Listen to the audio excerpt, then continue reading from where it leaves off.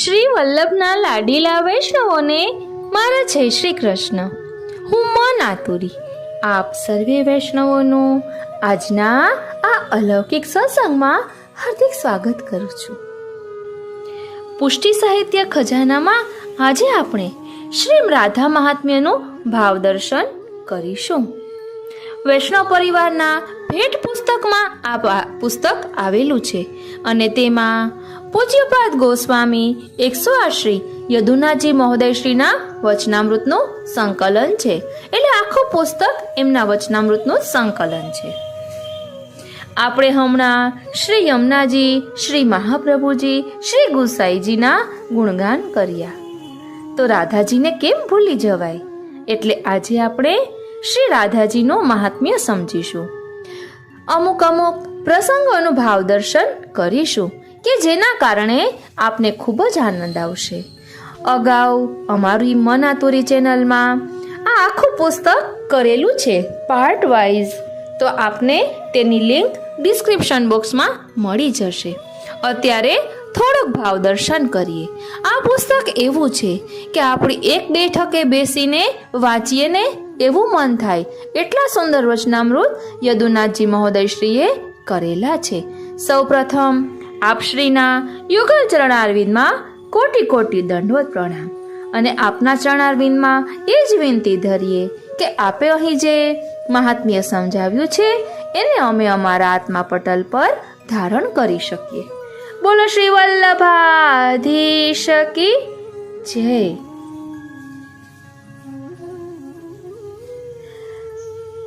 આપણે બધા જ જાણીએ છીએ કે શ્રી ગિરિરાજ બાવા એ શ્રી રાધાજીનો મનોરથ, અને આજે આપણે એ રાધાજીના મહાત્મ્ય વિશે થોડુંક સમજવાના છીએ. બ્રહ્માજીએ 60,000 વર્ષો સુધી પુષ્કરમાં જઈને તપસ્યા કરી, ત્યારે ભગવાનને પ્રસન્ન થઈને કંઈક માગવાનું કહ્યું. બ્રહ્માજીએ માંગ્યું કે મને શ્રી રાધાજીના ચરણારવિંદના દર્શન મને થાય એવી કૃપા કરો. વિચાર કરો કે જેમના ચરણારવિંદના દર્શન કરવા માટે બ્રહ્માજીને 60,000 વર્ષો સુધી તપ કરવું પડે તો પણ એ ચરણના દર્શન સુલભ ન હોય. એવા શ્રી રાધાજીના ગુણગાન આપણે શું કરી શકીએ?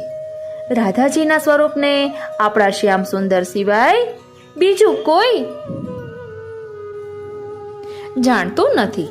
તેથી હું પ્રભુને જ વિનંતી કરું છું કે હે પ્રભુ, આપના રાધાજીને આપના સિવાય કોઈ જાણતું નથી. જો આપ રાધાજીના સ્વરૂપને પ્રકટ કરવા ઈચ્છતા હો, આપના જીવોને એ સ્વરૂપ જણાવવા ઈચ્છતા હો, તો આપ હૃદયમાં પધારો. આપ જ હૃદયમાં બિરાજીને આપની પ્રાણ પ્યારી શ્રી રાધાજીના યશોગાન કરાવો. કારણ કે એ વર્ણન કરવાનું સામર્થ્ય મારામાં નથી. મોટા મોટા શાસ્ત્રકાર અને ગ્રંથકાર પણ આપનું વર્ણન કરતા કરતા થાકી જાય છે, આપના સ્વરૂપનો પાર પામી શકતા નથી.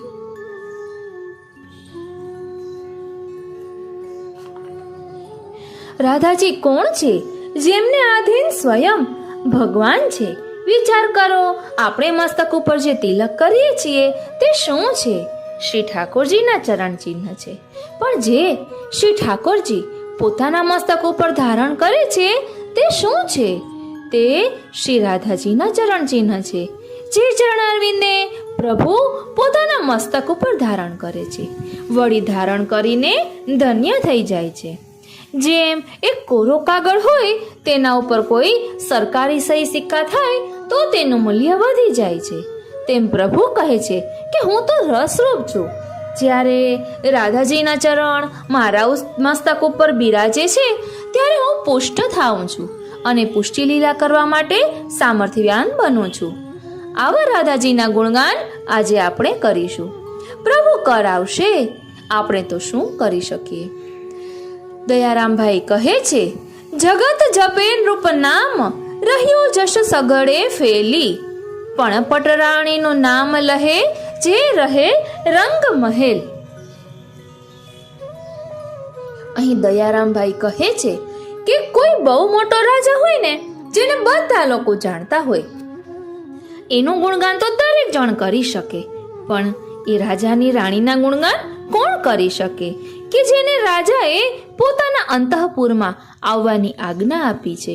તે રીતે પ્રભુ દરેક જણ માટે સુલભ છે. તેને તો બધા જાણે છે, બધા એના ગુણ ગાય છે. પરંતુ રાધાજીના ગુણગાન તો એ જ કરી શકે કે જેને પ્રભુએ પોતાના અંતઃપુરમાં પ્રવેશ આપ્યો છે, જેના ઉપર પ્રભુએ ભરોસો કરી લીધો છે. એ જ રાધાજીના ગુણગાન શ્રવણ કરવા આવીને બેસી શકે. રાધાજી કોણ છે? રાધાજી એટલે પ્રભુનું સુખ. લાગે છે કે કૃષ્ણ સેવા સમિતિએ આજે કૃષ્ણની સૌથી મોટી સેવા કરી છે. સમિતિ દ્વારા આજે પ્રભુની સામે રાધાજીના ગુણગાન થઈ રહ્યા છે. કૃષ્ણનો સુખ રાધા જ છે. કૃષ્ણ વગર રાધા રહી શકતા નથી કે રાધા વગર કૃષ્ણ રહી શકતા નથી. જ્યારે રાધાજીએ પ્રભુને કહ્યું કે પ્રભુ, હવે હું આપની સાથે નહીં રહું, તમારા સિવાય હું રહેવા ઈચ્છું છું, ત્યારે શ્યામ સુંદર કહે છે કે તમે ગમે તેટલું ઈચ્છો પણ મારા વગર રહી જ નહીં શકો. રાધાજી પૂછે છે કે કેમ નહીં રહી શકું? તો આપનું નામ લખી જુઓ, એમ શ્યામ સુંદર કહે છે. રાધાજીએ પોતાનું નામ લખ્યું. ર, પછી કાનો, પછી ધ, પછી કાનો, એટલે કાનો માત્ર. એમ જુઓ, આમ મારા વગર રહી શકો છો આપ? ર પછી કાનો છે ને ધ પછી પણ કાનો જ છે. જેના નામમાં જ આ રીતે કાના છે, એ કાના વગર કેવી રીતે રહી શકાશે? વળી હું તો આપને વશ છું, આપ મારા વગર નહીં રહી શકો, તે જ રીતે હું પણ આપના વગર નહીં રહી શકું. રાધાજીનો વિચાર કરતા આપણને થશે કે અન્ય ભક્તિ માર્ગોમાં રાધાજીનું મહત્વ વધારે છે, એમના ઉત્સવો ધામધૂમથી મનાવાય છે, તો આપણા પુષ્ટિ માર્ગમાં કેમ રાધાજીને થોડું ઓછું મહત્વ અપાય છે? એક પ્રસંગ છે. એકવાર શ્રી ગુસાઈજીને ત્યાં એક ચૂડી વેચવા વાળો આવ્યો. શ્રી ગુસાઈજીએ તેને કહ્યું કે અમારી 7 પુત્રવધુઓને જે ચૂડીઓ ગમે ને તે પહેરાવી દો. ચૂડીવાળો અંદર ગયો. એક એક કરીને બધા વહુજીઓને જે ચૂડીઓ પસંદ આવી તે આપી દીધી. પાછો આવીને કહે છે, મહારાજ, આપની 8 પુત્રવધુઓને મેં ચૂડીઓ આપી દીધી છે. શ્રીનાથજી, શ્રી ગુસાઈજી વિચારે છે કે મારે તો 7 પુત્ર છે, તો 7 પુત્રવધુઓ છે, આ 8મી કોણ છે? આપ અંદર પધાર્યા. 7 પુત્રવધુઓ એ આવીને દંડવત કર્યા, પણ 8મી લાંબો ઘૂંઘટ કાઢીને ઊભી રહી. શ્રી ગુસાઈજી વિચારે છે આ 8મી છે કોણ? તેની પાસે ગયા તો એને પોતાનું મુખ ફેરવી લીધું. શ્રી ગુસાઈજી નારાજ થયા. પૂછે છે, આપ કોણ છે? ઘૂંઘટ ઉઠાવો. ડરતા ડરતા ઘૂંઘટ ઉઠાવ્યો અને કહે છે, मैं राधा रानी हूँ, यहाँ आए के क्यों खड़ी हो? आप मेरे स्वामी की सेवा अपने पुत्र मान के करते हो. जो मेरे स्वामी आपके बालक हैं तो मैं आपकी कौन हुई? પુષ્ટિ માર્ગમાં શ્રી રાધાજી સૌના ખૂબ જ પ્રીતિપાત્ર છે, પ્રિય છે. જે પ્રિય હોય ને તેમનું મૂળ નામ લેવાતું નથી, માટે આપણે ત્યાં એમને શ્રી સ્વામિનીજી કહેવાય છે. આપણે અહીં રાધાજીનું નામ એટલે લઈ રહ્યા છીએ કે બધાને શ્રી સ્વામિનીજીમાં ખબર ન પડતી હોય, એટલે આપણે રાધાજી સંબોધનથી લઈએ છીએ. બાકી આપણા પુષ્ટિ માર્ગમાં તો રાધાજીને શ્રી સ્વામિનીજી જ કહેવામાં આવે છે. શ્રીનાથજી, એ શ્રી સ્વામિનીજી નામ કેમ પડ્યું એના વિશે 2 વાક્ય કહીશ. મેં કાલિંદી બેટીજીના વચનામૃતમાં સાંભળ્યું હતું કે એક વખત અદ્વૈત હતું, એટલે કે અંધારું હતું, અને તેમાં 2 શક્તિઓ ટકરાણી. એટલે એક શક્તિ શ્રી રાધા રાણીનું સ્વરૂપ હતું અને બીજી શક્તિ શ્યામ સુંદર. એટલે એ શક્તિ ટકરાણી એટલે શ્યામ સુંદરનો સ્પર્શ શ્રી રાધાજીને થયો. એટલે શ્રી રાધાજીએ શ્યામ સુંદરને વિનંતી કરી કે હવે આપ જ મારા સ્વામી બનો, બીજા કોઈ મને સ્પર્શ કરે નહીં. એટલે શ્રી રાધાજીનું નામ ત્યારથી શ્રી સ્વામિનીજી પડ્યું છે. હવે અહીં યદુનાથજી કહી રહ્યા છે કે આ રાધાજીનું સ્વરૂપ શું છે? આપણે જ્યાં સુધી શ્રી રાધાજીના ગુણગાન ગાઈએ ત્યાં સુધી ભૂલી જવાનું કે આપણે હૈદરાબાદમાં છીએ, આપણે બરસાનામાં છીએ ને એમ જ માનવાનું, કારણ કે રાધાજીનું ગામ બરસાના છે. બરસાના એટલે ઉત્તર પ્રદેશનું કોઈ ગામ નહીં, વ્રજનો કોઈ ભાગ નહીં, પણ બરસાના એટલે પ્રભુને કરવામાં આવેલી વિનંતી. प्रभु आपकी कृपा बरसाना, आपकी रस वृष्टि कृपा वृष्टि बरसाना, आपकी स्नेह वृष्टि बरसाना. આમ બરસાના એટલે પ્રભુને કૃપા, પ્રેમ, સ્નેહ વરસાવવાની વિનંતી. બરસાના નામમાં જ પ્રભુને વિનંતી છે કે હે પ્રભુ, આપની કૃપા દ્રષ્ટિ કરો, જીવોને ધન્ય કરો. બ એટલે વ્રજ, ર એટલે રાધા, સ એટલે સખીઓ અને સખાઓ, અને ન એટલે નંદનંદન. એટલે અહીં બરસાનાનો વિસ્તારથી સમજાવ્યું છે. આમ બરસાનાના નામમાં બધાની કૃપા આવી જાય છે. શ્રી ઠાકોરજી આવી ગયા, સખીઓ આવી ગઈ, પ્રભુનો પૂરો પરિકર આ બરસાનાના નામમાં આવી ગયો. બરસાનાની આ લીલા જાણવા દ્વારકા જવું જરૂરી છે. તેથી હું આપ સૌને પહેલા દ્વારકા લઈ જાઉં છું. દ્વારકામાં દ્વારકાધીશ બિરાજે છે. તેમની વય લગભગ 125 વર્ષની થવા આવી છે. આપની આંખોની સામે ધીરે ધીરે યાદવોનો સંહાર થઈ રહ્યો છે. યદુવંશ નિર્મૂલ થઈ રહ્યો છે. ભગવાન આનાથી દુઃખી છે. હૃદયમાં ઘણી પીડા થઈ રહી છે. ઘણો ક્ષોભ થઈ રહ્યો છે. એટલામાં બધા દેવો આવ્યા. તેમણે ભગવાનની સ્તુતિ કરીને કહ્યું, પ્રભુ, હવે આપને સ્વધામ પધારવાનો સમય થઈ ગયો છે. આપ આ ભૂતલની લીલાનો ત્યાગ કરો, સ્વધામ પધારો. ભગવાને ભૂતલનો ત્યાગ કરી સ્વધામ પધારવાનો નિર્ણય કરી લીધો. જે દિવસે ભગવાને આ નિર્ણય કર્યો ને તે દિવસથી પ્રભુને ઊંઘ આવવાની બંધ થઈ ગઈ. સૂઈ જાય ત્યારે તેના મનમાં અનેક વસ્તુઓનું ચિંતન થઈ રહ્યું છે. વિચાર કરે છે કે મેં આ ભૂતળ ઉપર દરેકના મનોરથ પૂર્ણ કરવા માટે અવતાર લીધો છે. દરેકની મનોકામના પૂર્ણ કરવાની હતી. કોઈનો મનોરથ અપૂર્ણ તો નથી રહી ગયો ને. ભગવાને દ્વારકા લીલાનું ચિંતન કરીને પછી મથુરા લીલાનું ચિંતન શરૂ કર્યું. યાદ આવ્યું કે મથુરામાં કંસને માર્યો હતો. તે પછી મથુરામાં સૌને લાગ્યું હતું કે હવે ભગવાન મથુરાના રાજા બનશે, પણ ઉગ્રસેનને રાજા બનાવ્યો. ભગવાન હજી ચિંતન કરે છે. અક્રૂરજી મને લેવા માટે મથુરાથી ગોકુળ આવ્યા હતા. અક્રૂર મને લઈને નીકળ્યા ત્યારે બધી ગોપીઓ રડી રહી હતી. નંદ બાવા, યશોદાજી રડી રહ્યા હતા. આ બધી બાબતો ભગવાનના માનસ પટલ ઉપર દોડી રહી હતી. ત્યાં ભગવાન એકદમ ઝબકીને જાગી ગયા. અરે મેરી યશોદા મૈયા! ભગવાન વિચારે છે કે આ બધી બાબતો મને અત્યારે કેમ યાદ આવે છે? ભૂતકાળની આ વાતો મારા મન ઉપર કેમ છવાતી જાય છે? ધીરે ધીરે એવી અવસ્થા આવી કે પ્રભુને ઊંઘ આવતી બંધ થઈ ગઈ. જે અવસ્થા મથુરામાં થઈ હતી, ઉધો મોહે વ્રજ વિસરત નાહી, એ અવસ્થા આજે આવી ગઈ.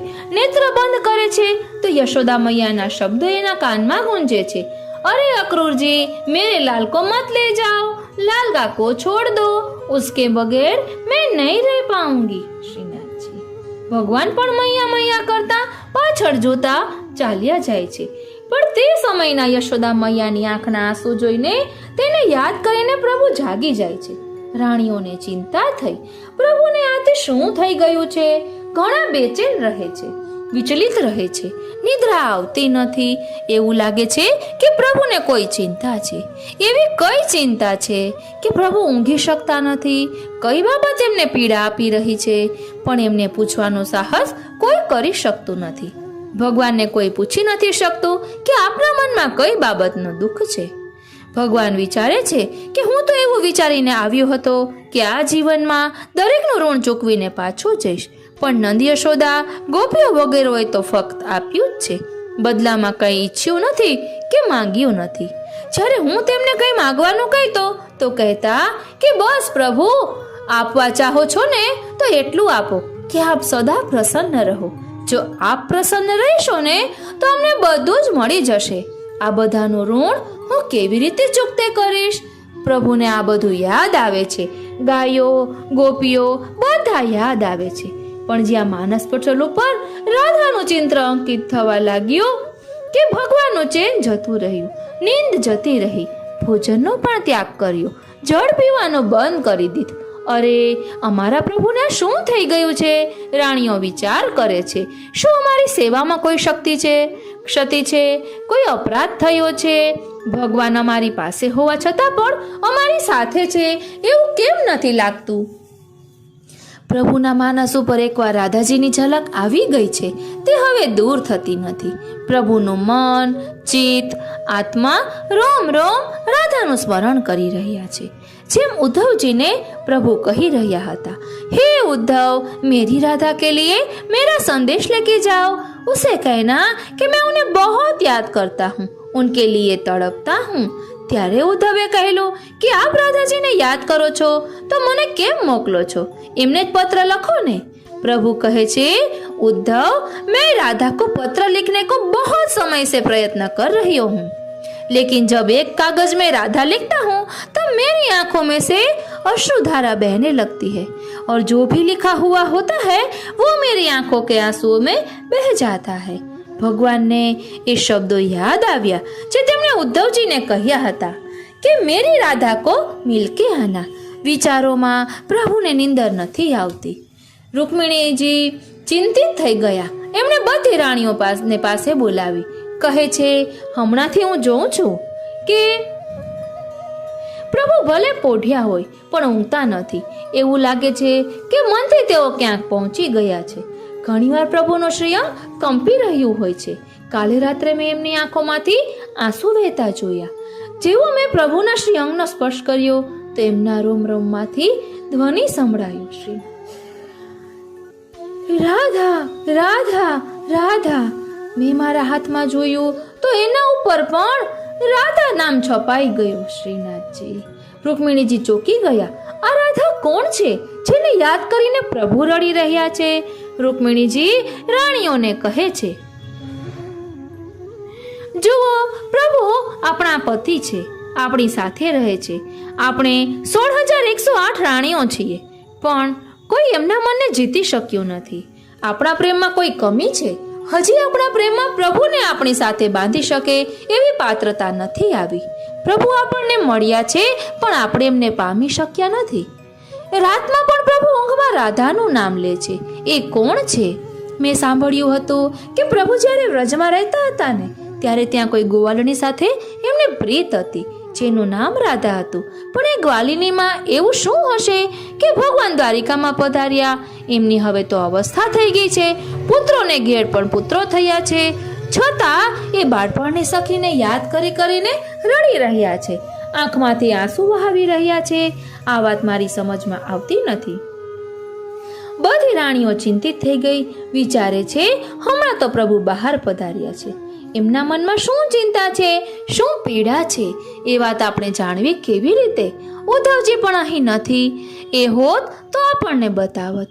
રૂકમિણીજી કહે છે, પ્રભુ કાલે પધારવાના છે. આપણે હિંમત કરીને પૂછીશું.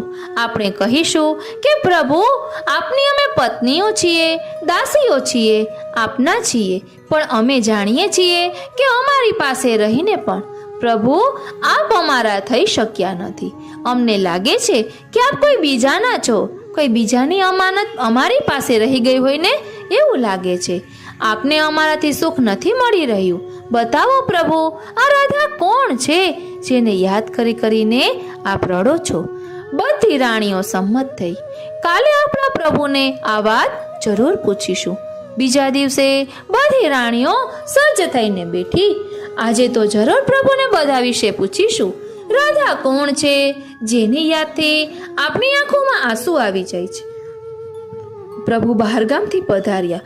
ખૂબ શ્રમિત હતા. રૂકમિણીજીએ ભોજન કરવા વિનંતી કરી.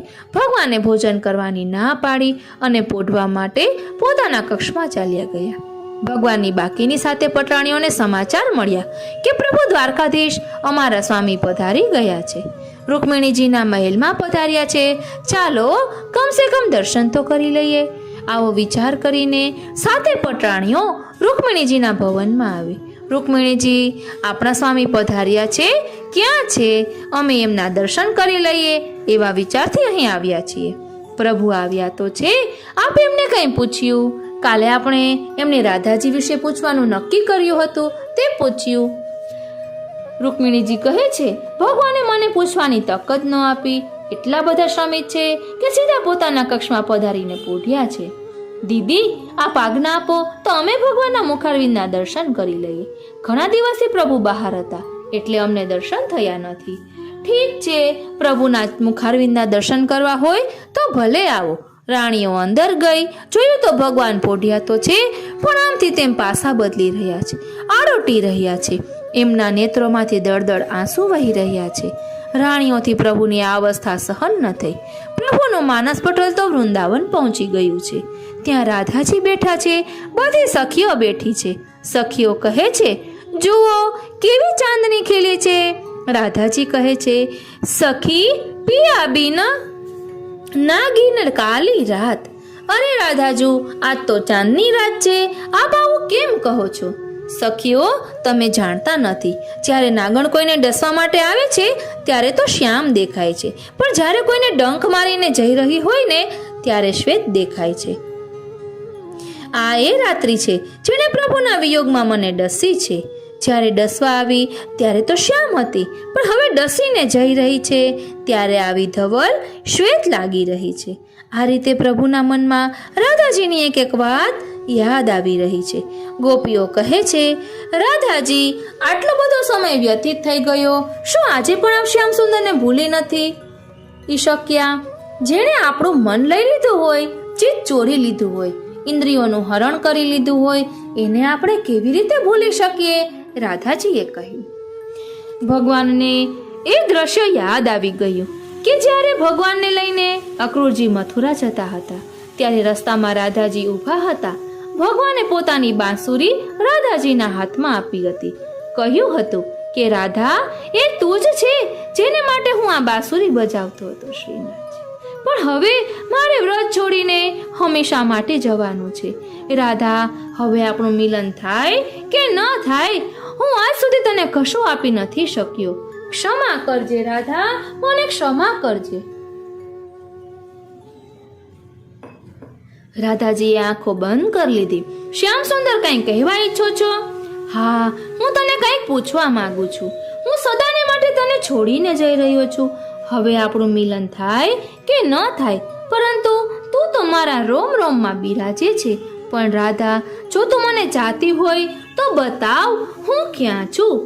પ્રભુ, એ જાણવા માંગો છો કે આપ ક્યાં છો? તો સાંભળો, આપ મારા નેત્રમાં છો, મારી પ્રત્યેક ઇન્દ્રિયમાં છો, મારા આત્મામાં છો, મારા રોમ રોમમાં પ્રભુ આપ છો. રાધા, બતાવ, હું ક્યાં નથી? તો રાધાજી જવાબ આપે છે, પ્રભુ, આપ મારા ભાગ્યમાં નથી.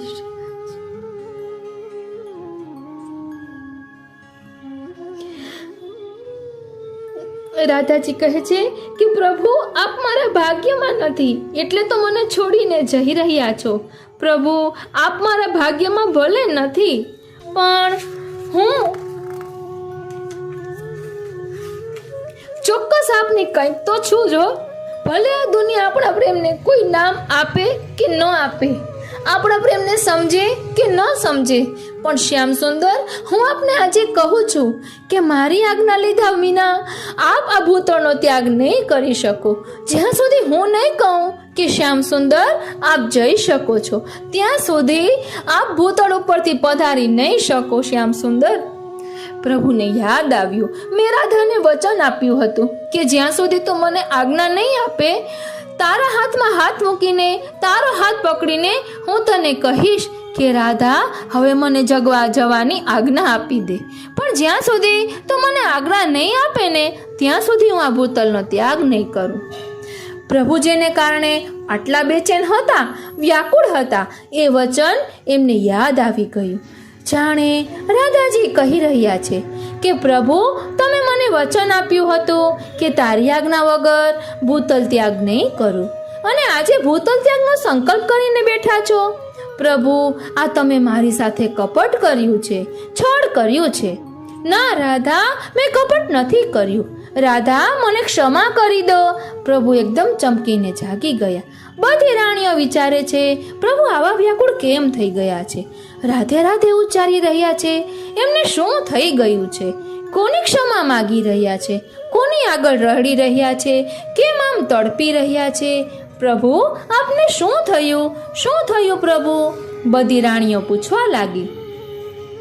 પ્રભુ કંઈ બોલી શક્યા નહીં.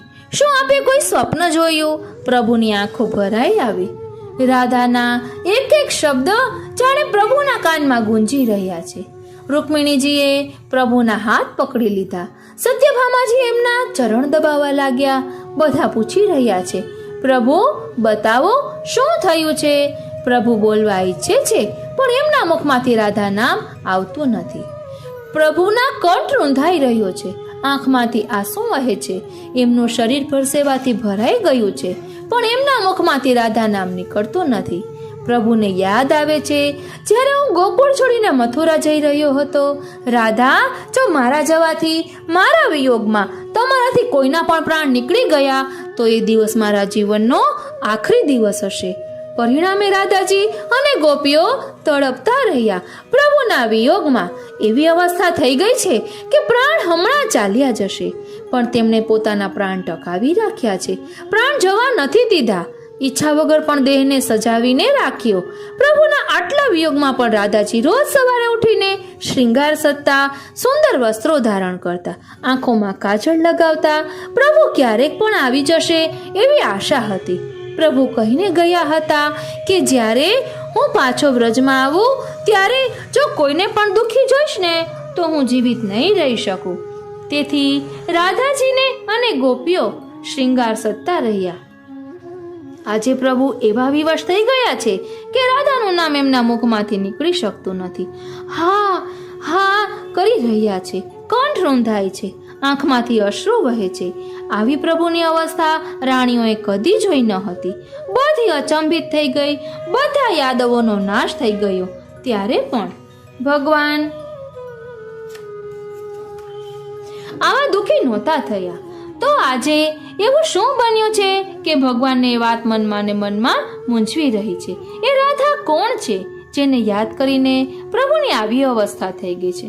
એમની આંખો રડી રહી છે, કાંઈ બોલી શકતા નથી. એમનું રોમ રોમ જાણે તડપી રહ્યું છે. જલમાંથી બહાર કાઢેલી માછલીની દશા જેવી દશા આજે પ્રભુની થઈ ગઈ છે.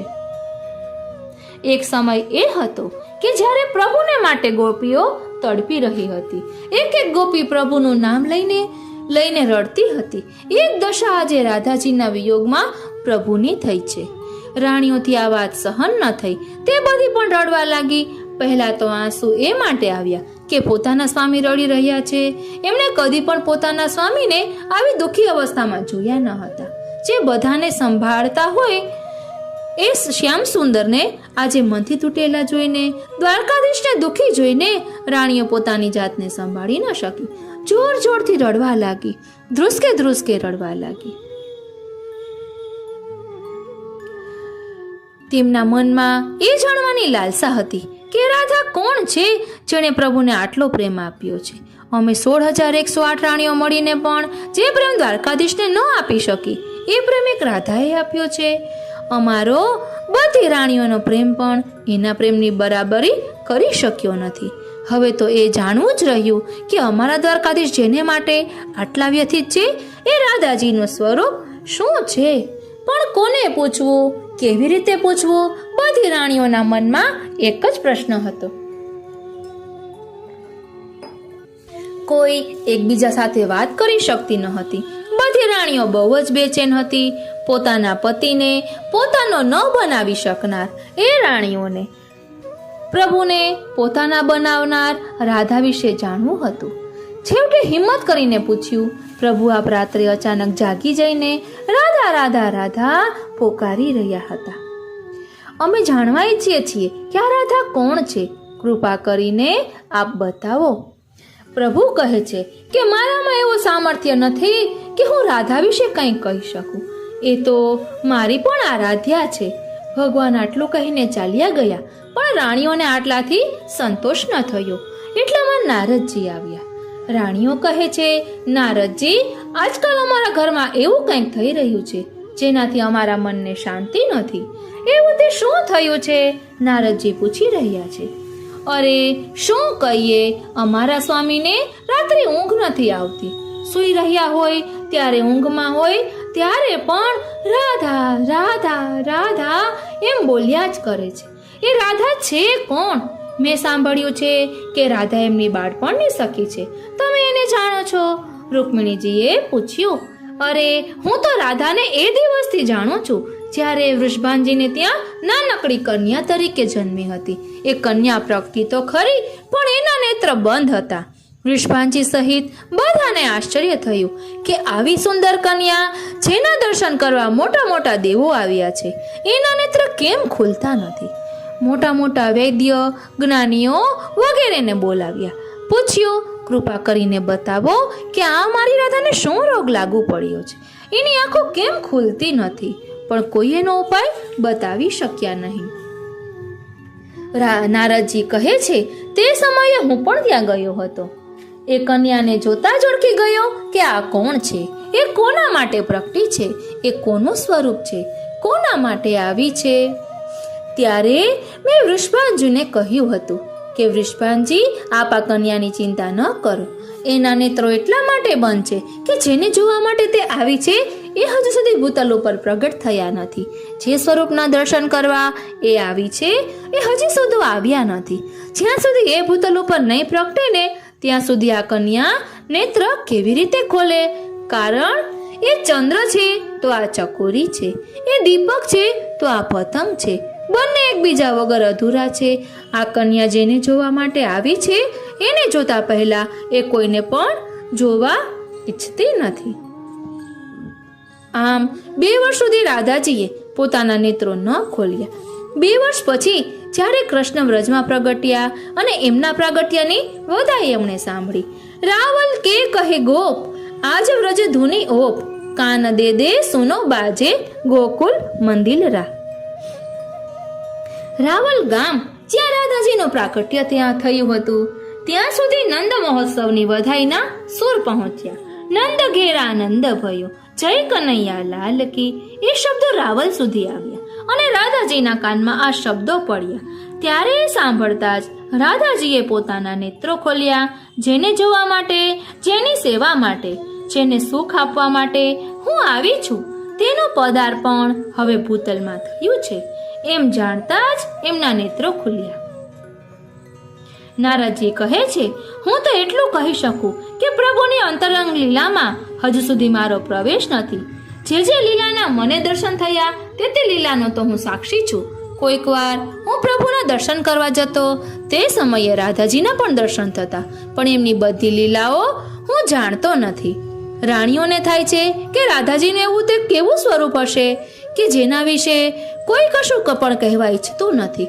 એમના સ્વરૂપનું દર્શન કોઈ કરાવતું નથી. નારદજી કહે છે, જુઓ, એક વ્યક્તિ એવી છે કે જે પ્રભુની લીલાને જાણે છે. એ વ્યક્તિ એવી છે કે જેને ઠાકોરજીની લીલાને બાળપણથી આજ સુધી જોઈ પણ છે અને સમજી પણ છે. કોણ છે એ રોહિણીજી છે. રોહિણીજીની પાસે જઈને તમે વિનંતી કરો, જેમણે પ્રભુને નાનાથી મોટા થતા જોયા છે, પ્રભુની દરેક લીલાના એ સાક્ષી છે. એમણે રાધાજીને પણ પોતાના ખોળામાં ખેલાવ્યા છે, જેમણે રાધાજી અને ઠાકોરજીનો કેટલીય વાર મેળાપ પણ કરાવ્યો છે. એમને તમે વિનંતી કરો, એ તમને રાધાજીના સ્વરૂપ અંગે બતાવી શકશે. આ રીતે નારદજી માર્ગદર્શન કરે છે અને બધી પટરાણીઓ રોહિણીજીને વિનંતી કરે છે. એટલે રોહિણીજી આ રાધાજીનું સ્વરૂપ સમજાવે છે. ત્યારે કહે છે કે આ વાતો આપણે કરતા હોઈએ ત્યારે કોઈ ખંડમાં ન પ્રવેશે એનું આપે ધ્યાન રાખવાનું છે.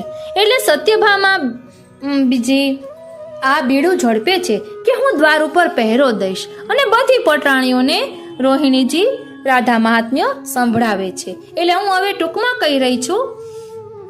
એટલે આ રાધાજી કે એટલે રોહિણીજી આ રીતે બધું વર્ણન કરતા હોય છે. ત્યારે શ્યામ સુંદર એક વખત રાધાના નામનો મહિમા એના ખબર પડી જાય છે. એટલે દોડતા દોડતા પહોંચી જાય છે શ્રવણ કરવા. તો સત્યભામાજી રોકે છે. એટલે બહાર ઊભા શ્રવણ કરે છે. અને કૃષ્ણ ભગવાન દાઉભૈયાને પણ કહે છે કે જુઓ, આપણી બાળલીલાના પ્રસંગો ચાલી રહ્યા છે. અને નારદજી પણ ત્યાં આવી જાય છે અને વંદન કરે છે. એટલે રાધાજીનું મહાત્મ્ય ખૂબ સુંદર રીતે અહીં વર્ણવ્યું છે.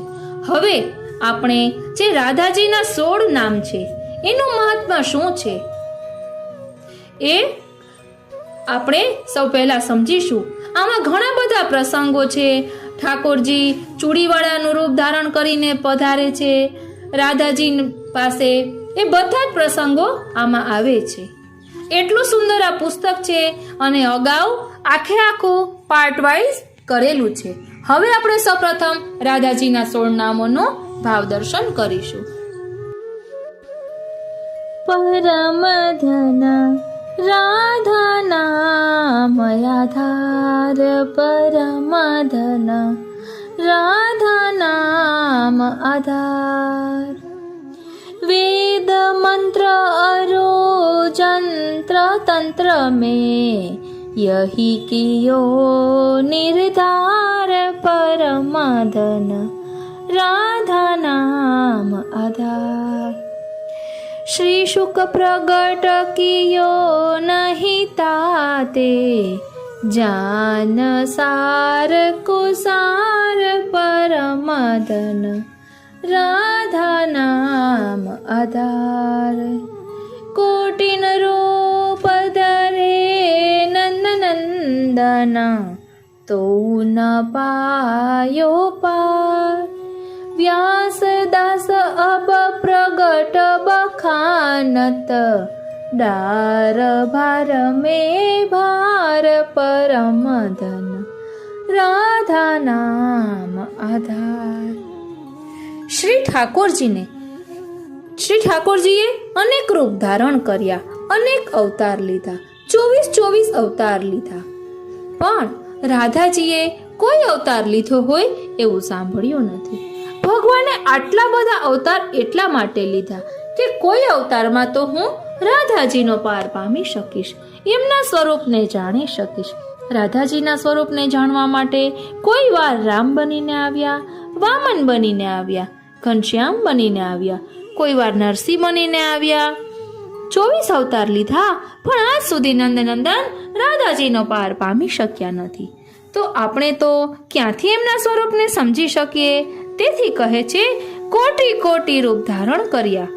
ભગવાને પણ રાધાજીના સ્વરૂપનો પાર ન પામી શક્યા, એમને ન ઓળખી શક્યા. રાધાજીનું આવું સ્વરૂપ છે. રાધાજીનું સ્વરૂપ કેવું છે? ભગવાને કોટી કોટી રૂપ ધારણ કર્યા તો પણ આપ રાધાજીના સ્વરૂપને જાણી શક્યા નથી, એમના સ્વરૂપને ઓળખી શક્યા નથી. આ રાધાજી કેવા છે? રાધાનું નામ શું છે? सबन का आधार ही राधा का नाम है. એક સમયે ભગવાન પોઢ્યા હતા. તે સમયે એમને રાધાજીનો એવો વિરહ થયો કે રાધાજીનું ચિંતન કરતા કરતા ભગવાન સ્વયં રાધા બની ગયા. લાંબા લાંબા કેશ થઈ ગયા, રાધાજી જેવા નેત્રો થઈ ગયા. જેમ કીટ ભ્રમર ન્યાયમાં કીડો ભ્રમરનું ચિંતન કરતા કરતા ભ્રમર થઈ જાય છે, તે રીતે રાધાજીનું ચિંતન કરતા કરતા અને રાધાજીનું નામ લેતા લેતા સ્વયં દ્વારકાધીશ પ્રભુ રાધા રૂપ થઈ ગયા, સ્ત્રી રૂપ થઈ ગયા. જ્યારે આપ રાધા સ્વરૂપ થઈ ગયા ત્યારે એમના મુખમાંથી રાધાજીના 16 નામ પ્રગટ થયા. ભગવાને એ સમયે એ 16 નામોનું શ્રવણ જેને કરાવ્યું એને આજ્ઞા કરી કે આ એ નામ છે કે જે રાધાજીનું ચિંતન કરતા કરતા મારા હૃદયમાં એમને માટે ખૂબ તાપ વધ્યો, હૃદયમાં વિરહની ખૂબ પીડા થઈ, હૃદયમાં રાધા પ્રેમનો એવો જાણે સમુદ્ર ઉમળ્યો કે હું ભૂલી ગયો કે હું કૃષ્ણ છું. મને પોતાને રાધા માની બેઠો અને મારા મુખમાંથી રાધાજીના આ 16 નામ પ્રગટ થયા. હું ચોક્કસપણે કહું છું કે જે આ 16 નામનો એકવાર માત્ર સાંભળી લેશે, એનું શ્રવણ કરશે, એને આ જીવનમાં જ મારા પ્રગટ દર્શન જરૂર થઈ જશે. અને આ 16 નામ એવા છે કે મુખમાંથી આ 16 નામોનું ઉચ્ચારણ થઈ જશે. એને આ જ જન્મમાં, આ જ દેહથી, આ જ નેત્રોથી મારા લીલાના દર્શન એકવાર જરૂર થશે. આ 16 નામ જેના મુખમાંથી પ્રગટ થશે એના ઘરમાં બિરાજતા ઠાકોરજી દોડતા દોડતા આવીને એની ગોદમાં જરૂર બિરાજશે.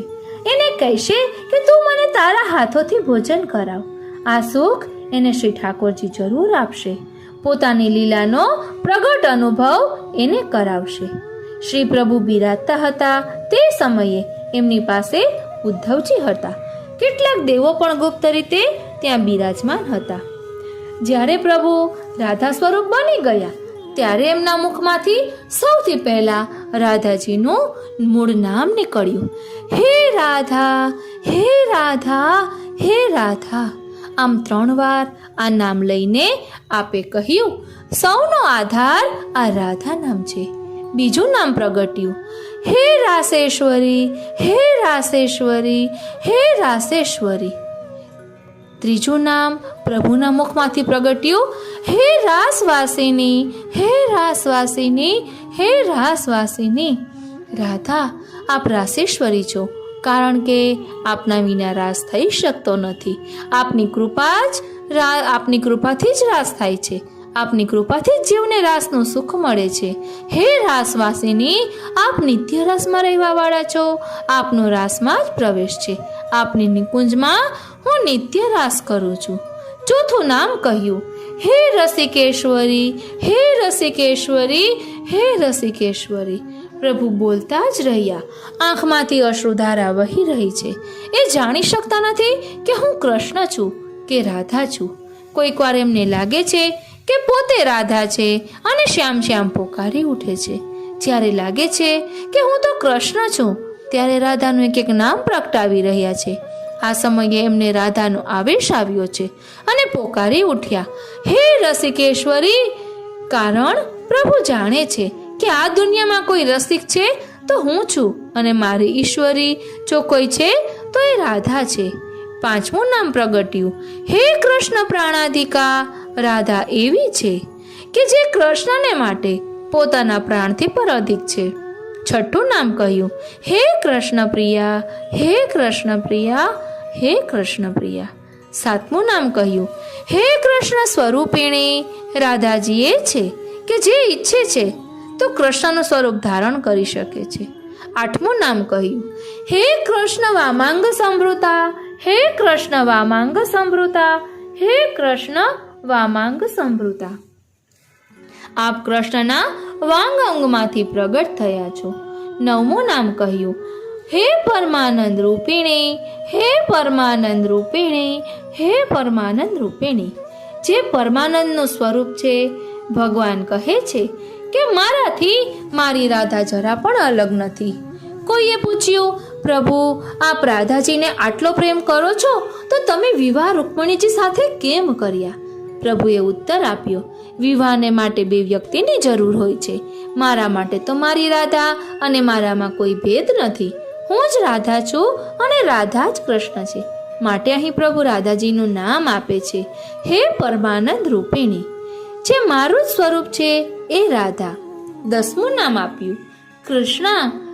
હે કૃષ્ણ, હે કૃષ્ણ, હે કૃષ્ણ. જે મારી જેમ જ મોક્ષ આપવા વાળી છે એ રાધા કૃષ્ણ છે. 11મું નામ પ્રગટ્યું, હે વૃંદા, હે વૃંદા, હે વૃંદા. જે વૃંદાવનમાં રહેવા વાળી છે, વૃંદાવનમાં ક્રીડા કરનારી છે. આગળ કહ્યું, હે વૃંદાવની, હે વૃંદાવની, હે વૃંદાવની. જે વૃંદાવનમાં રહે છે અને વૃંદાવનમાં લીલા કરે છે. વૃંદાવનની લીલામાં રાધાજીની કૃપા વગર કદી પ્રવેશ મળતો નથી. જ્યારે એક ભક્તે કોઈ સંતની પાસે પ્રભુની લીલાનું વર્ણન કર્યું ત્યારે સંતે એને પૂછ્યું, તો પ્રભુની લીલાઓનું વર્ણન તો કરે છે, પણ તું કદી વૃંદાવન ગયો છે? તો કહે ના. તો વૃંદાવનમાં જઈને રાધાજીના ચરણોમાં કદી લોટ્યો છે? તો કહે ના. તો પછી આ તું જે વર્ણન કરી રહ્યો છે એ તારો અનુભવ નથી, પણ કપોળ કલ્પના છે. જ્યાં સુધી ભક્ત વૃંદાવન જઈને શ્રી રાધાજીના ની ચરણ ધૂલીમાં લોટતો નથી ત્યાં સુધી પ્રભુની લીલા એની સમજમાં નથી આવતી. કલ્પના કરી શકે છે પણ એનો અનુભવ નથી કરી શકતો. તેથી જ આગળનું નામ કહ્યું, શ્રી વૃંદાવન વિનોદિની, શ્રી વૃંદાવન વિનોદિની, શ્રી વૃંદાવન વિનોદિની. 14મું નામ કહ્યું, હે ચંદ્રાવતી, હે ચંદ્રાવતી, હે ચંદ્રાવતી. રાધાજીનું મુખ એવું છે જાણે ચંદ્ર પ્રગટ થયું હોય. 15મું નામ આપ્યું, ચંદ્રકાંતા. હે ચંદ્રકાંતા, હે ચંદ્રકાંતા, હે ચંદ્રકાંતા. રાધાજીનું મુખ ચંદ્રમાના સ્વરૂપ જેવી એમની આભા છે. 16મું નામ પ્રગટ્યું, શતચંદ્ર નિભાનના. હે શતચંદ્ર નિભાનના, હે શતચંદ્ર નિભાનના, હે શતચંદ્ર નિભાનના. પ્રિયજનો, આજે આપે આ 16 નામનું શ્રવણ કર્યું છે. આપ સૌના મુખમાંથી પણ આ નામોનું ઉચ્ચારણ થયું છે, તો નિશ્ચિંત થઈ જજો. એકવાર જરૂર આપને શ્રી પ્રભુની લીલાના દર્શન થશે. આજ નયનોથી પ્રભુની લીલાના દર્શનનું સુખ જરૂર મળશે, કારણ કે રાધાના નામનો ધ્વનિ, રાધાના નામનો પ્રભાવ, રાધાના નામનો આધાર, રાધાના નામનો વિશ્વાસ એવો છે જે આપ જાણતા નથી. એની ઉર્જા એવી છે કે એ નામ લેવા વાળા ઉપર કૃપા થઈ જાય છે. માટે કહ્યું, કોટિન રૂપ ધરે નંદ નંદન, તો ન પાયો પાર પરમ ધન. રાધા નામ આધાર પરમ ધન, રાધા નામ આધાર. હવે થોડું ભાવ દર્શન હજી કરીએ કે એક પ્રેમ છે રાધાનો. એ શું ઈચ્છે છે? એ ઈચ્છે છે કે ભલે મને સુખ મળે કે ન મળે, ભલે મારા ઉપર મોટી વિપત્તિ આવી જાય, પણ મારા પ્રભુને કોઈ શ્રમ ન પડે. આવો પ્રેમ પ્રભુ ઉપર આવે તો એ રાધાનો પ્રેમ છે. એ પ્રેમ ગોપીઓનો પ્રેમ છે. આ પ્રેમ પ્રભુના નિષ્કામ ભક્તોનો પ્રેમ છે. એકવાર નારદજીએ જોયું,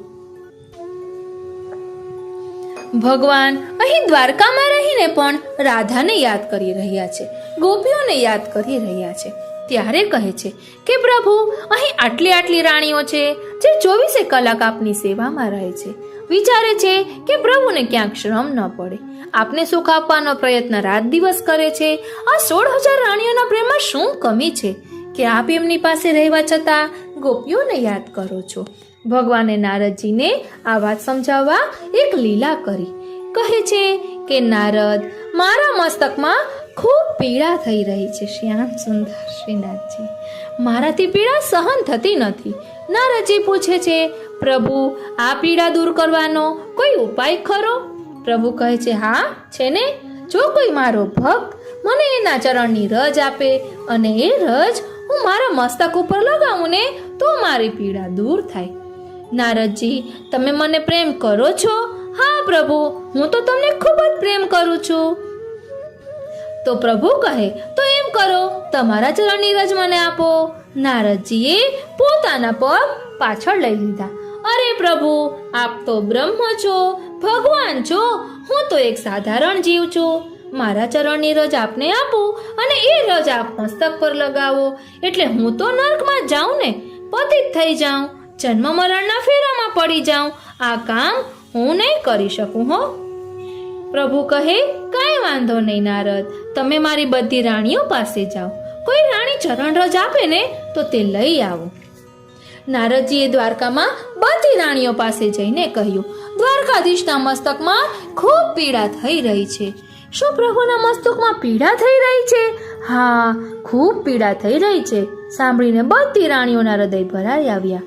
પીડા દૂર કરવા અમે શું કરી શકીએ? રાણીઓએ પૂછ્યું. તો નારદજીએ કહ્યું, એક જ ઉપાય છે. પ્રભુએ કહેવડાવ્યું છે કે જો કોઈ એમને પ્રેમ કરવા વાળો ભક્ત એની ચરણ રજ આપે ને તો મારી પીડા દૂર થાય એમ છે. રાણીઓ, તમે પ્રભુને પ્રેમ કરો છો? હા હા, ખૂબ પ્રેમ કરીએ છીએ. અમારા પ્રાણથી પણ અધિક અમે દ્વારકાધીશને પ્રેમ કરીએ છીએ. તો એમ કરો, તમારા ચરણની રજ આપો. આ સાંભળતા જ બધી રાણીઓ પાછળ હટી ગઈ. અરે, એ તો અમારા પતિ છે, અમારા પ્રાણનાથ છે. એમને અમારી ચરણ રજ આપીએ તો જન્મો જન્મ અમારે નરકમાં પડવું પડે. આ કામ અમે નહીં કરી શકીએ હો, અમને પાપ લાગે. કોઈ પટરાણી કે રાણી પોતાની ચરણ રજ આપવા તૈયાર ન થઈ. નારદજી પાછા ભગવાન પાસે આવ્યા. નારદ ચરણ રજ લઈ આવ્યા. પ્રભુએ પૂછ્યું, શું કહું પ્રભુ?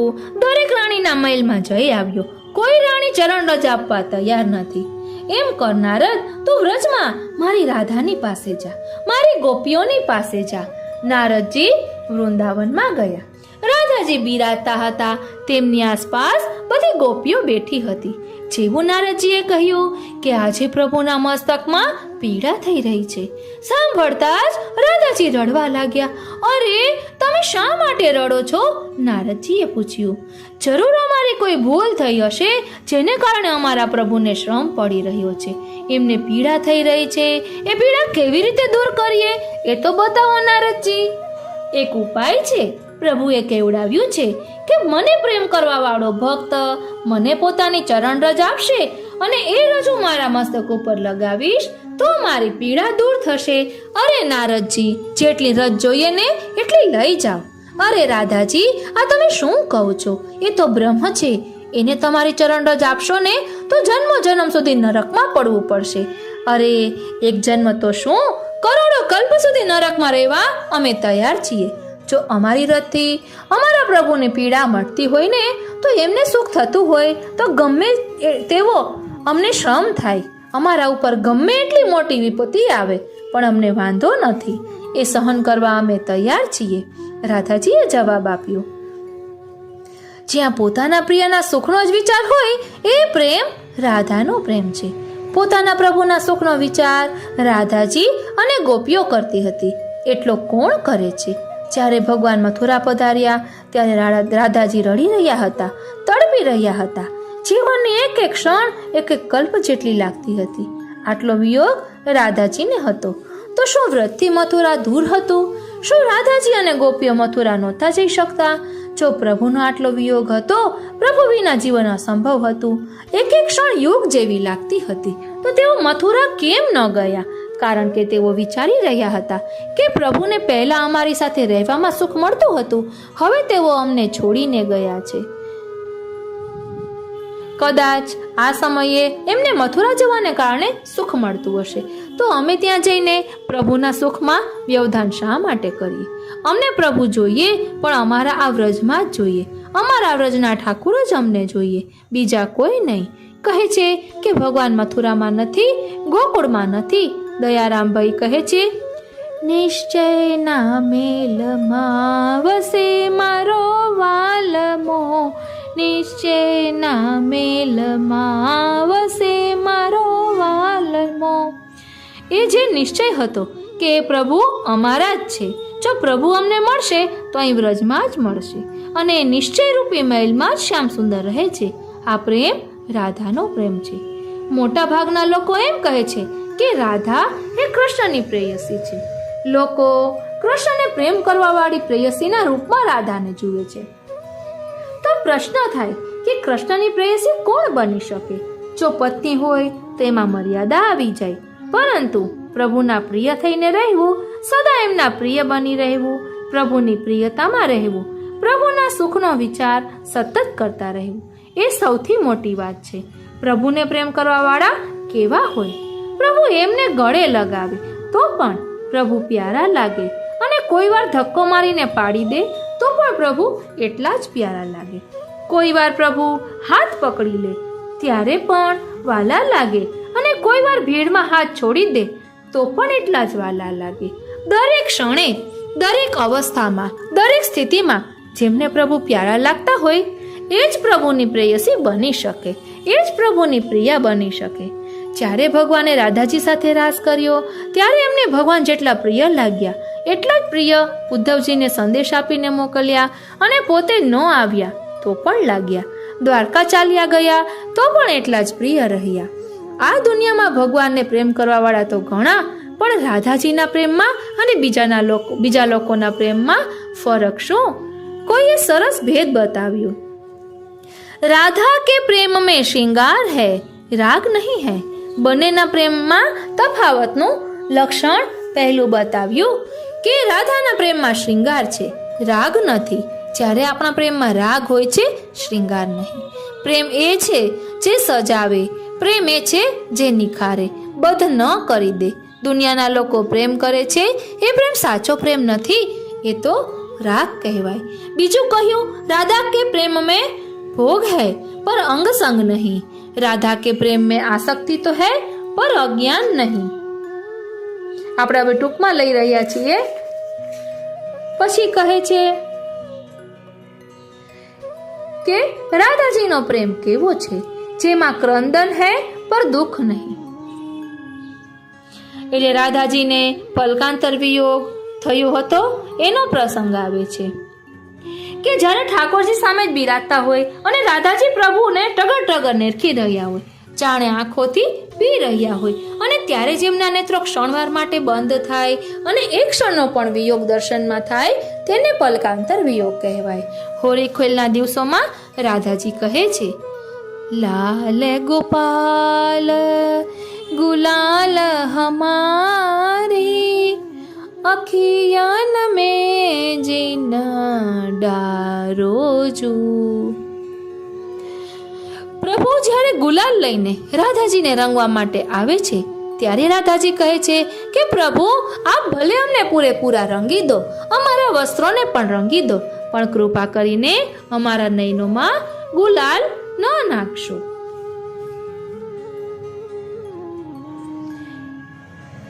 પછી વનાંતર વિયોગ કોને કહે તો કહે છે કે પ્રભુ ગાયો ચરાવવા માટે વનમાં પધારે ત્યારે રાધાજી અને ગોપીજનો પલ પલ પ્રભુને યાદ કરે છે, એ વનાંતર વિયોગ છે।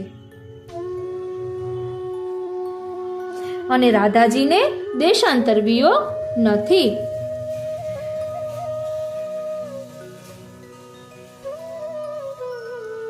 સદા વનાંતર વિયોગ છે। આ વિયોગમાં ભલે વિયોગનો દુઃખ છે પણ એ આશા પણ છે કે સાંજ પડતા જ પ્રભુ પાછા પધારશે। જેમ કોઈ સ્ત્રીનો પ્રિયતમ પરદેશ જાય ત્યારે એની આંખમાં આંસુ આવે પણ મનમાં એ આશા પણ હોય કે થોડા સમયમાં એ પાછો આવશે। અહીં રાધાજી પણ રડે છે, આંખમાં આંસુ છે, ક્રંદન છે પણ દુઃખ નથી। તેથી જ કહે છે કે राधाजी को वियोग है पर बिछोड़ा नहीं है। राधाजी के प्रेम में सेवा है लेकिन अभिमान नहीं है।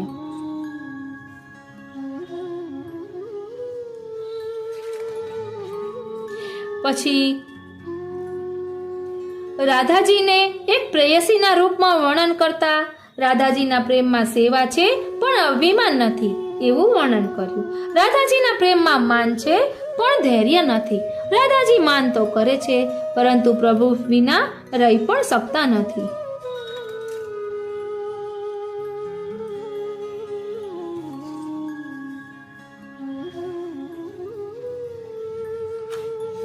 આ રીતે રાધા મહાત્મ્ય વિશે આપણે જાણવું હોય વધુ તો આખી પ્લેલિસ્ટની લિંક આપને ડિસ્ક્રિપ્શન બોક્સમાં આપી દઈશું। હજુ એક પ્રસંગ મારે કહેવો છે। શ્રીનાથજી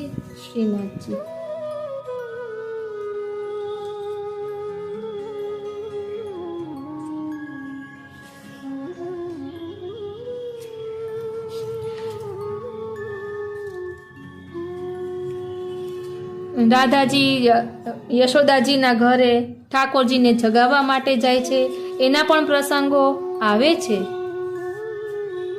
અને તેરો મુખ નીકો કે મેરો મુખ પ્યારી એવું વર્ણન પણ છે। એટલે આ રાધા મહાત્મ્યમાં ઠાકોરજીને જગાવવાથી પોઢાડવા સુધીનો પણ ભાવ યદુનાથજી મહોદયશ્રીએ દર્શાવ્યો છે। એટલું સુંદર પુસ્તક છે કે મને જરા પણ મન નથી થઈ રહ્યું કે હું આ અધૂરું મૂકું।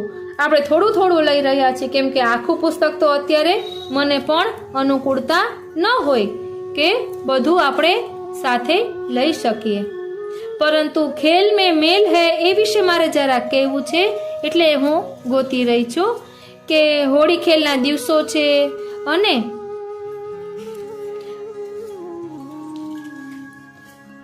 તેમાં વર્ણન આવે છે, ચોતરા ઉપર રાસલીલા કરવી છે તેનું વર્ણન આવે છે। શ્રીનાથજી એક મિનિટ જરા ગોતી લઉં, હાલો। હાશ, ચાલો મળી ગયો પ્રસંગ। શ્રી રાધાજી પોતાની શ્રી શક્તિ દ્વારા રાસલીલાનું આયોજન કરે છે। શ્રી ઠાકોરજીને કેવી રીતે અતિ સુખ મળે, આનંદ મળે એ બધું કાર્ય શ્રી રાધાજી કરે છે। રાધાજીની બીજી શક્તિ છે પુષ્ટિ, પુષ્ટિ એટલે કૃપા, પુષ્ટિ એટલે જીવોને પોષણ આપવું, પુષ્ટિ એટલે જીવોના મનમાં પ્રભુ પ્રત્યે પ્રેમ સંપાદન કરવું, પુષ્ટિ એટલે જીવોના સર્વ મનોરથો પૂર્ણ કરવા. આ પુષ્ટિ શક્તિ દ્વારા જીવોના કલિદોષ દૂર કરે છે. કલિદોષ એટલે કલિકાલના દોષ નહીં. ભગવાને આપણને હૃદય આપ્યું છે, તે કમલ જેવું છે. કમલની કળી બંધ છે. આપણે પ્રભુની ભક્તિ દ્વારા કળીને ખીલવવાની છે. આપણે હજી સુધી એ કળીને ખીલવી શકીએ નથી. એનો અર્થ એ કે આપણને કલિદોષ લાગ્યો છે. આ કમલ કળી ક્યારે ખીલે? જ્યારે શ્રી સ્વામિનીજી કૃપા કરે. એકવાર રાજચોતરા ઉપર શ્રી સ્વામિનીજી અને શ્રી ઠાકોરજી બંને મળ્યા. શ્રી ઠાકોરજી એમના હજારો સખાઓ સાથે આવ્યા હતા અને શ્રી સ્વામિનીજી હજારો સખીઓ સાથે. શ્રી ઠાકોરજીએ કહ્યું, આજે રાસ રમીએ. રાધાજી કહે છે, આજે મને તો છુપાછુપીનો ખેલ ખેલવાનો મનોરથ છે. રાસ તો આપણે રોજ કરીએ છીએ. અરે રાધાજી, છુપાછુપીનો ખેલ આ ચોતરા ઉપર કેવી રીતે ખેલાય? એ માટે તો ચાલો આપણે સઘન વનમાં જઈએ, જ્યાં છુપાવવા માટે કોઈ જગ્યા હોય. આ ચોતરા ઉપર તો છુપાઈશું ક્યાં? પ્રભુ, એ તો આપ જાણો. મારે તો આજે સંતા કુકડી જ રમવી છે, અને એ પણ આ ચોતરા ઉપર જ રમવી છે. શ્રી ઠાકોરજી વિચારે છે, અહીં તો માત્ર ચોતરો છે. અહીં કોઈ સંતાવા માંગે તો પણ ક્યાં સંતાય? જગ્યા જ ક્યાં છે? વળી રાધાજી કહે છે, સંતા કુકડી રમવા માટે મારે બીજી 3 શરત છે. શરત? કઈ શરત? પહેલી શરત એ છે પ્રભુ કે કોઈ સંતાવા માટે આ ચોતરાની બહાર જાય નહીં. અરે પણ ચોતરા ઉપર તો સંતાવવું હોય તો તે કેમ? તો પણ ક્યાં સંતાય? પ્રભુ, એ આપ જાણો હો. મારી બીજી શરત એ છે કે છુપાવવા માટે કોઈ એક યુક્તિ કરે, એ યુક્તિ બીજો નહીં કરી શકે. ત્રીજી શરત એ કે એક જ વારમાં શોધી કાઢવાનું રહેશે કે કોણ ક્યાં છુપાયું છે. પ્રભુ, પહેલો વારો આપનો. અરે પણ એ છુપાવવું ક્યાં? પ્રભુ, મેં કહ્યું ને, એ આપ જાણો. શ્રી ઠાકોરજી કહે છે, રાધાજી, તમે મને બધી સખીઓ 1 મિનિટ માટે નેત્ર બંધ કરી દો. 1 મિનિટ પછી ખોલજો. શ્રી ઠાકોરજીએ પોતાના હજારો સખાઓનું સ્વરૂપ બિલકુલ પોતાના જેવું જ કરી દીધું. એક સરખા પિતાંબર, એક સરખા મોર મુકુટ, બંસી, આ બેહૂબ પોતાના જેવું જ બધાનું સ્વરૂપ જોતા જ બધા ચક્કર ખાઈ ગયા.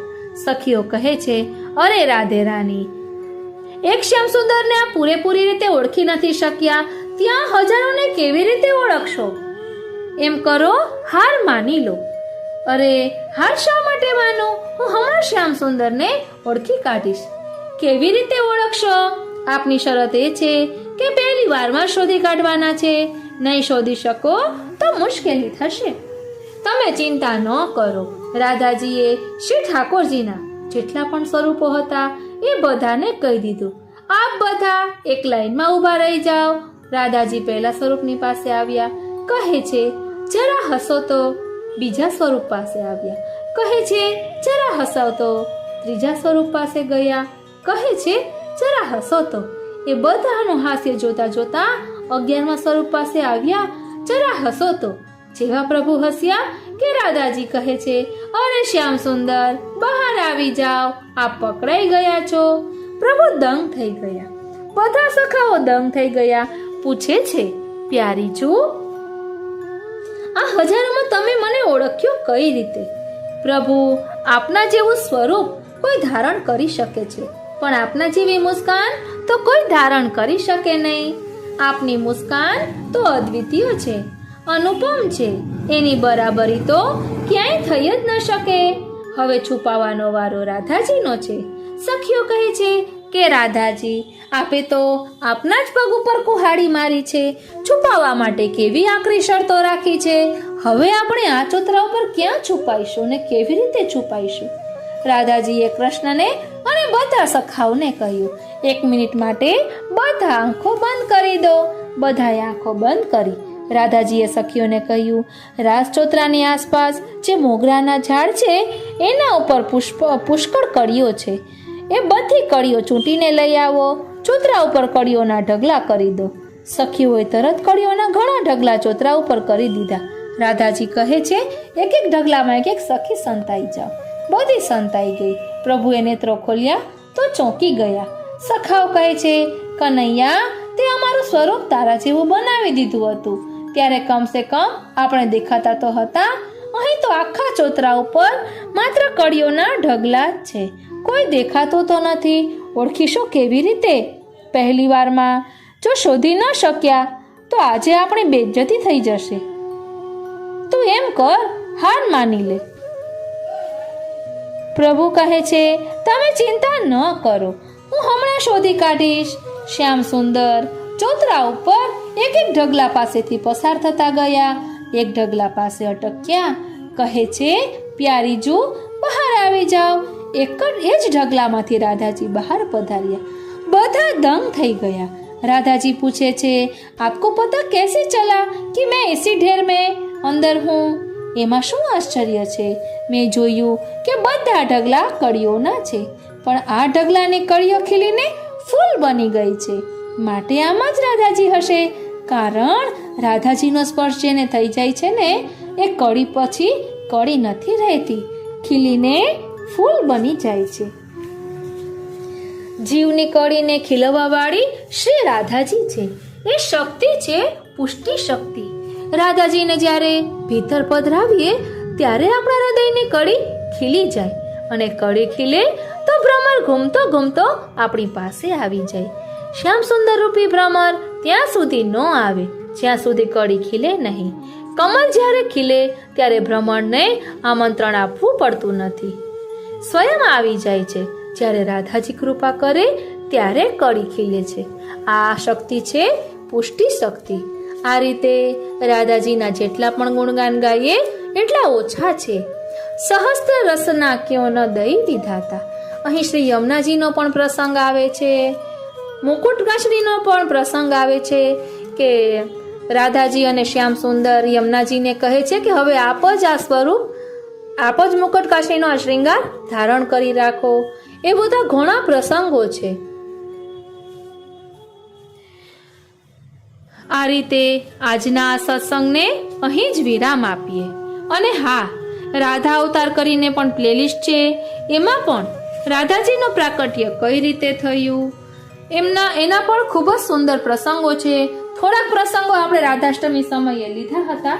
હજી પુસ્તક અધૂરું છે, પરંતુ પ્રભુ કૃપા કરશે ત્યારે કદાચ તો રાધાષ્ટમી સમયે આપણે એનું ભાવ દર્શન કરીશું. આજનો આ સત્સંગ શ્રીનાથજી, શ્રી યમુનાજી અને શ્રી મહાપ્રભુજીના ચરણારવિંદમાં સમર્પિત કરું છું. જય શ્રી કૃષ્ણ.